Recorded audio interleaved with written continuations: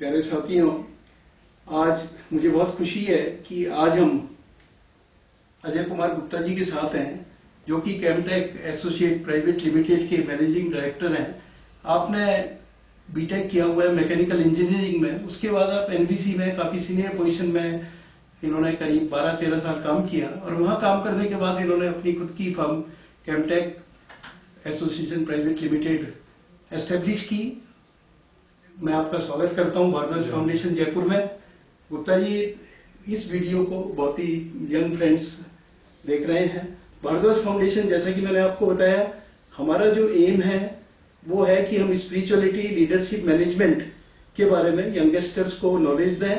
और हमारा ये मानना है कि मोर देन 50% पॉपुलेशन 25 ईयर्स से की एज ग्रुप के बच्चों की है, उनसे छोटे बच्चों की है।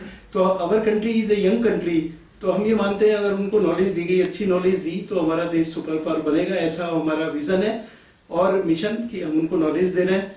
मैं आपका स्वागत करता हूं। आपको साथियों में मुझे बताने में बहुत खुशी है कि 2 बार नेशनल लेवल का अवार्ड जो कि प्रेसिडेंट ऑफ इंडिया ने आपको दिया है, आपकी फर्म को दिया है। 2 बार अवार्ड मिला इनको ministry of small and medium enterprise ship के लिए। मतलब इन्होंने बहुत अच्छा काम किया। एमएसएमई ने इनको अवार्ड दिया, प्रेसिडेंट ऑफ इंडिया के द्वारा 2 बार इनको अवार्ड दिया गया। और अब बहुत सारे कंट्री, जिसमें कि यूरोपियन कंट्रीज है, ब्राजील है, चाइना है, भूटान है, ऐसे बहुत सारी कंट्री में आप काम कर रहे हैं। और इन्होंने एक नॉलेज मैनेजमेंट के क्षेत्र को चुना। इन्होंने ये सोचा, मैकेनिकल इंजीनियर होते होते भी इनके दिमाग में आया कि अब जो टाइम है वो नॉलेज मैनेजमेंट का टाइम है। तो चाहे वो आईटी का फील्ड हो, चाहे वो टेक्नोलॉजी का फील्ड हो, तो आपने बहुत ज्यादा उस फील्ड में काम किया। उनको प्रॉपर्ली डॉक्यूमेंट करना, उनको क्लाइंट्स को कंसल्टेंसी देना, ये सब काम आपने काफी किया। मैं सबसे पहले आपसे पूछना चाहूंगा कि जो भारद्वाज फाउंडेशन हमने बनाई है, जिसको बहुत ही कम दिनों में काफी लोग पसंद कर रहे हैं, अभी 2 महीने उसको मुश्किल से हुए इसको एस्टेब्लिश किए हुए, काफी लाइक्स इसमें आ रहे हैं। तो आपका इस फाउंडेशन का विजन और मिशन भी मैंने आपको बताया, तो आपका क्या सोचना है इस फाउंडेशन के बारे में? भारद्वाज साहब, पहले तो मेरी बहुत बहुत शुभकामनाएं और आपको मेरी सिंसियर विशेष कि आपने बहुत नोबल कॉज हाथ में लिया है। और जो भारद्वाज फाउंडेशन जो कार्य कर रहा है, मेरे को लगता है कि अपनी कंट्री को यदि बहुत आगे बढ़ना है, और जैसे आपने बोला कि यंगस्टर्स हमारे काफ़ी जो है पॉपुलेशन में है और बड़े कंफ्यूज भी हैं कैरियर को लेकर, उनको कोई गाइडेंस नहीं मिल पा रही है। और आज हम ट्रेड इंडस्ट्री लेवल पे भी देखते हैं तो उनको कोई कैरियर गाइडेंस नहीं है, उनको एंटरप्राइज नहीं है, उनको मोटिवेशनल चीज़ें नहीं है। आपका जो मिशन है बहुत काबिल तारीफ है और बहुत बहुत आपको साधुवाद कि आपने एक बहुत अच्छा बीड़ा उठाया है। और ये समय की बहुत बड़ी रिक्वायरमेंट है हमारे देश को आगे बढ़ाने के लिए। गुप्ता जी, मैं अगर रियल सेंस में देखूं, 1998 से अगर मैं आपके बैकग्राउंड को देखता हूं, तो जो आपने काम किए हैं, जिसमें मुझे लगता है कि आपने बहुत ज्यादा काम किए। ऑफकोर्स आपने मार्केटिंग पे विश्वास नहीं किया, लेकिन हमारे जयपुर में एक ऐसी हस्ती विराजमान है, मुझे सुन के बड़ी खुशी हुई, जो कि इंटरनेशनल लेवल पे जिसने इतना नाम कमाया और नेशनल लेवल के अवार्ड लिए और इंटरप्रेन्योरशिप के लिए। तो मैं आज के बच्चों में बहुत ज्यादा उनके दिमाग में है, न्यू जनरेशन के अंदर, how to be a successful entrepreneur. तो मैं आपके कमेंट्स, एक्सपर्ट एडवाइस बच्चों के लिए चाहूंगा, उनके बेनिफिट के लिए, कि आपका जो भी अनुभव रहा है उसको काइंडली आप शेयर करें बच्चों के साथ कि how they may be successful. नहीं, इसमें मेरे को ये बताना ही मैं आपको है कि मैं ऐसा नहीं कि मैं मार्केटिंग चाहता हूँ, लेकिन मेरा ये था कि पहले जो मैं करना चाहता हूँ, जिससे मुझे अच्छा लगता है, मैं वो काम करूँ, अपने आप को एस्टेब्लिश करूँ और अपने कंपनी को और अपने टैलेंट को जहाँ जहाँ मेरी रिक्वायरमेंट जरूरत है मैं वहाँ कर रहा हूँ। आज पूरे विश्व में हम ईमेल के थ्रू हमारे पास इंक्वायरीज आती है। हम ऐसी कोई कंट्री नहीं है जहाँ हमारी प्रेजेंस नहीं है या जहाँ हम काम नहीं कर रहे हैं। हम सऊदी अरब में भी काम कर रहे हैं, इराक में भी काम कर रहे हैं, अफ्रीका में भी काम कर रहे हैं। मेरे खुद के वीकली आर्टिकल छपते हैं अफ्रीका के ऊपर। और यूरोप में अभी स्लोवाकिया में हमने 3 दिन पहले साइन किया है बिजनेस वेंचर। मेरा ये कहना है कि आज सबसे बड़ी समस्या ये आ रही है कि यंगस्टर्स जो प्रोफेशनल डिग्री कॉलेजेस में जा रहे हैं, वो एक कहते हैं बड़े कंफ्यूज है, वो खाली पैकेज के पीछे भाग रहे हैं। क्योंकि इंडिया को आज जरूरत है एंटरप्राइज क्रिएशन की। आज आप देखिए एक बड़ा सोशल डिलेमा स्टीमा टाइप हो गया है कि आप जयपुर की देख लें, जयपुर एक रिटायर्ड टाइप लोगों की जगह हो गई, जहाँ माँ बाप है, उनके 2 बच्चे हैं और वो माँ बाप ने खूब पैसा कमाया, रिटायर्ड है।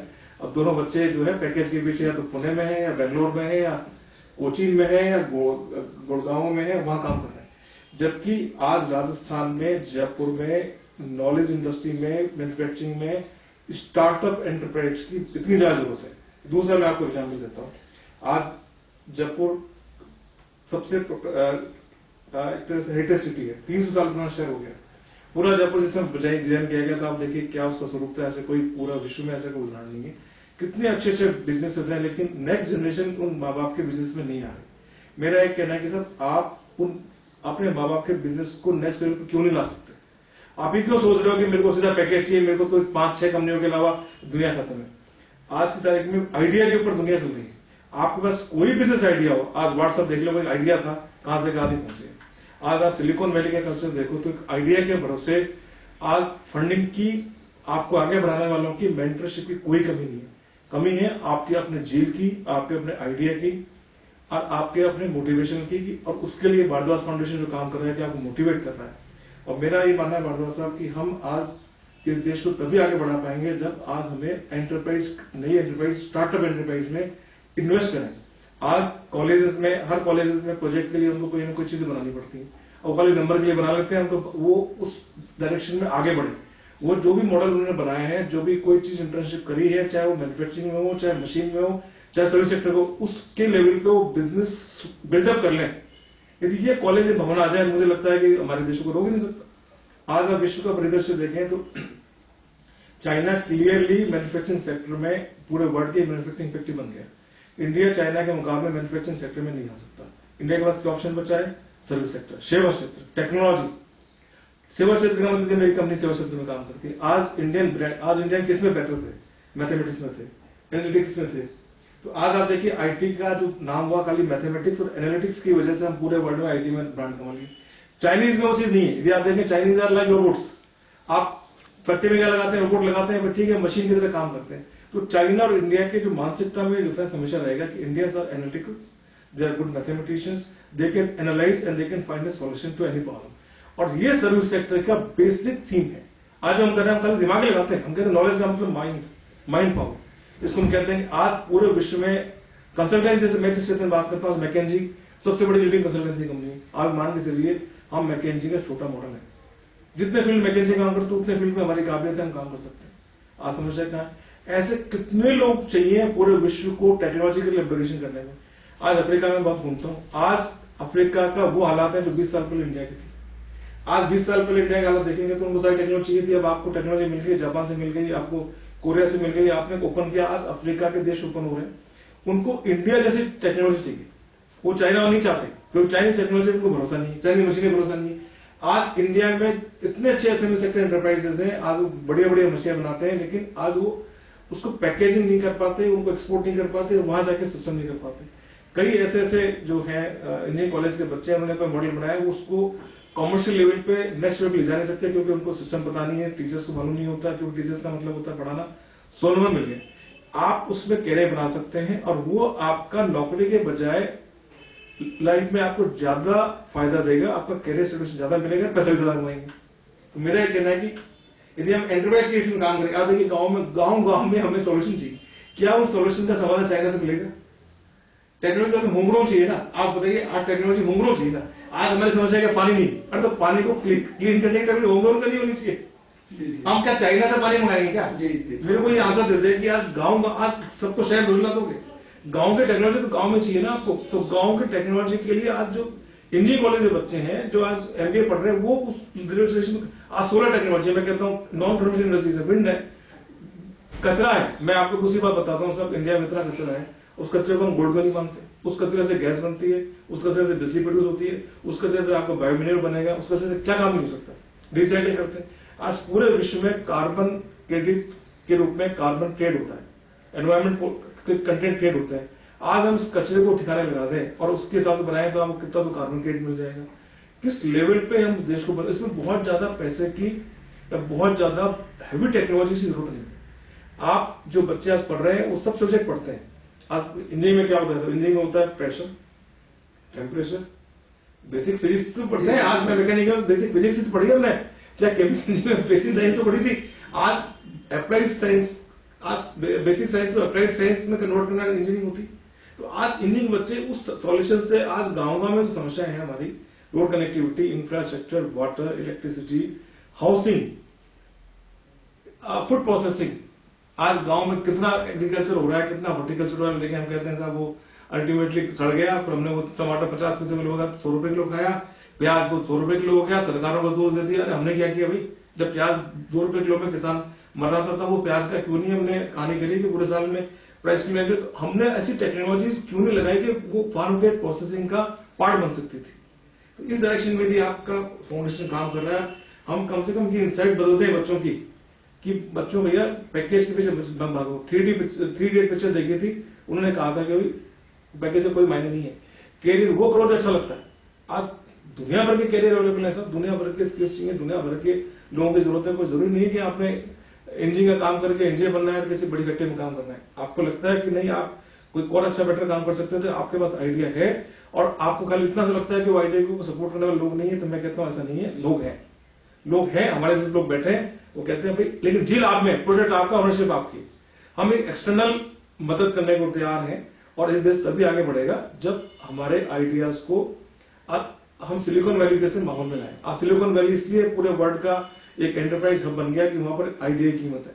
आइडिया आता है कि आदमी का वैल्यूएशन करा के वो अपना नेक्स्ट लेवल का आइडिया पैदा करता है। आज आप दुनिया भर के इन्वेंशन देख लीजिए, जब बल्ब का इन्वेंशन था तो बड़ा क्रूड था, बल्ब बहुत क्रूड प्रोडक्ट में आया था। और उस समय अभी मैं कहीं लेक्चर में गया था तो मुझे बताया गया कि जो प्रॉक्टर एंड गैम्बल कंपनी है पीएनजी, वो आज सबसे बड़ी एफएमसीजी कंपनी है। आज से 150 साल पहले वो कंपनी खाली, वो बड़ी कंपनी थी, खाली मोमबत्तियां बनाती थी। वो मोमबत्तियां बनाने की लीडिंग कंपनी थी वर्ल्ड में, पीएनजी। और उस समय जो थॉमस अल्वा एडिसन है, उन्होंने बल्ब का आविष्कार किया, बिजली का आविष्कार किया, तो वहां गए उस कंपनी के पास कि साहब ये मैंने बनाया, मैं इस टेक्नोलॉजी को आपको देना चाहता हूँ।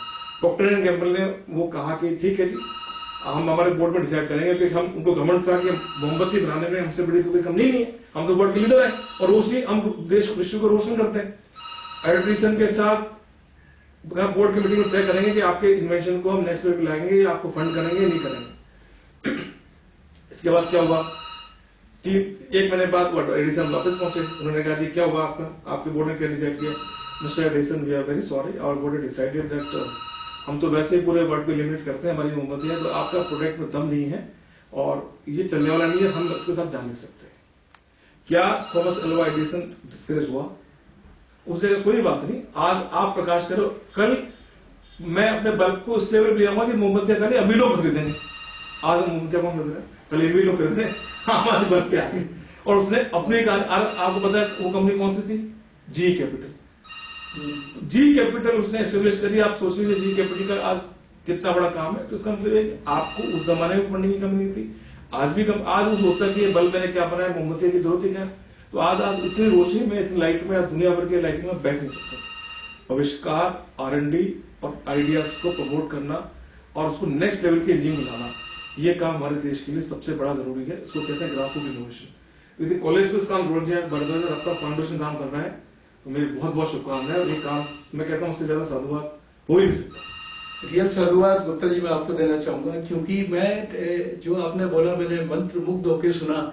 मैं रियली, मुझे लगा कि सपना साकार होने वाला है। रियली गुप्ता जी जैसे लोगों की इंडिया में जरूरत है, जो कि इस तरह का ज्ञान दे रहे हैं, बच्चों को सिखाना चाह रहे हैं। कि जो कि मलेशिया के प्राइम मिनिस्टर ने जब रिटायरमेंट उनका हो रहा था, उस टाइम उन्होंने कहा कि मैंने लोगों को फिश सप्लाई करवाई, लेकिन फिशिंग करने का तरीका नहीं बताया। जो अभी भी जैसे बात आ रही है कि हम जो है नौजवानों को नॉलेज दें, तो नॉलेज अगर उनको देंगे तो अपने आप अपनी अर्निंग वो करेंगे। तो ये बहुत बड़ा काम आप कर रहे हैं, आपको बहुत बहुत साधुवाद। एक और चीज, आज मैं SKIT में था और कल आपसे मीटिंग होने के बाद मैंने वहां अनाउंस भी किया। और SKIT में जो एग्जीबिशन थी बच्चों की, जो उनका एक प्रभा करके एक फंक्शन चल रहा है, तो वहाँ बहुत सारे इन्वेंशंस उन्होंने मॉडल्स बनाए हुए थे। तो रियली आप जैसे व्यक्ति, क्योंकि आप, मुझे मालूम है कि आपने एक रूरल एरिया में किसी किसान ने जो एक मशीन बनाई, उसको आपने इतना ज्यादा सपोर्ट किया और उसमें आपके ज्ञान की वजह से उसमें ऐसे आपने मॉडिफिकेशन करवाई कि इंडिया टुडे जैसी मैगजीन में उसके बारे में छपा और वर्ल्ड के फर्स्ट 10 इन्वेंशंस में से वो एक साबित आपकी मेहनत से हुआ।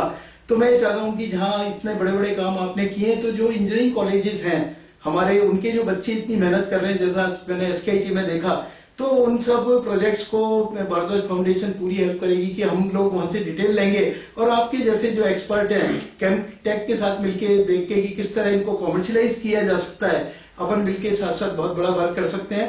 और प्यारे बच्चों, मैं आपके सामने एक चीज और कहना चाहूंगा, मुझे बहुत खुशी है इस चीज को अनाउंस करते हुए, और ज्वाइंट अनाउंस गुप्ता जी और हम लोग कर रहे हैं कि भारद्वाज फाउंडेशन और केमटेक, देखिए केमटेक का बहुत बड़ा नाम है, सालों से आपने काम किया, नेशनल लेवल पे नहीं इंटरनेशनल लेवल पे आप काम कर रहे हैं, और गुप्ता जी को मैं बहुत बहुत साधुवाद दे रहा हूं। तो मुझे खुशी है कि इन्होंने एग्री किया और हम लोग एक एमओयू सैटरडे को साइन करने वाले हैं, और उस एमओयू के तहत हम डिफरेंट कॉलेजेस में जाएंगे, और जहां गुप्ता जी जैसे व्यक्ति की निगाहों के सामने आपके इन्वेंशंस निकलेंगे, तो जो इन्हें अगर पसंद आ गए तो आप समझे जो व्यक्ति एक गांव के किसान के इन्वेंशन को इंडिया टुडे में ले जा सकता है, तो आपके इन्वेंशंस की क्या आगे किस तरह से तरक्की उन प्रोडक्ट्स की होने वाली है, इस पे हम लोग साथ वर्क चालू कर रहे हैं।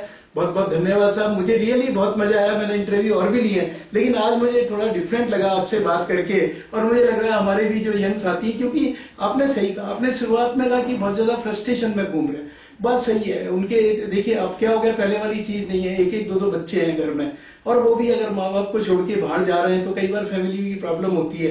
लेकिन अगर वो समझें कि उनके खुद के बिजनेस में ही बहुत जान है, और अगर उसी में आगे बढ़ जाए, जैसे कि आपने एनबीसी से ज्ञान प्राप्त किया, आपने भी मैकेनिकल किया, और उसके बाद आज विश्व स्तर पे आप जा करके बड़ी बड़ी कॉन्फ्रेंस में, मैंने काफी आपके लिए सुना है, और बहुत सारे न्यूज़पेपर में आपके लगातार लेख आते हैं। तो इस तरह से वर्क करना और एक अथॉरिटी के रूप में, एक स्पेशलिस्ट के रूप में बढ़ चढ़ के वर्क करना, आपको बहुत बहुत साधुवाद और बहुत बहुत आपका स्वागत। और इस एमओयू के लिए मैं चाहता हूँ हम एक ज्वाइंट फोटो भी इसका हाथ मिलाते हुए खिंचवाएं, क्योंकि बच्चों के फायदे के लिए मुझे रियली बहुत खुशी है कि आपने इसके लिए सहमति प्रदान की।